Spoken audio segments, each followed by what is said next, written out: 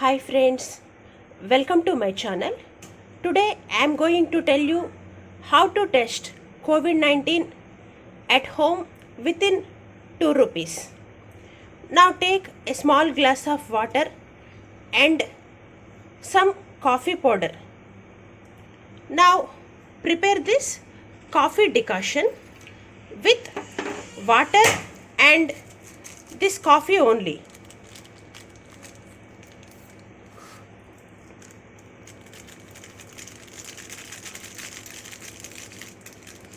Don't add sugar. Now with this coffee powder and water, prepare a strong decoction. Prepare decoction up to this level. Observe, now the coffee decoction is boiling. Now take this coffee decoction into the glass.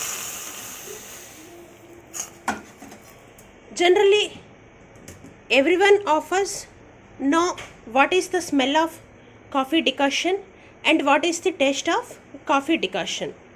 In this state, just smell the coffee and taste the coffee. If the smell is not proper to us, or if the taste of coffee decoction is like just hot water, then we have COVID positive. If the smell is normal, taste is also normal, then we are not having any symptoms. Thank you for watching.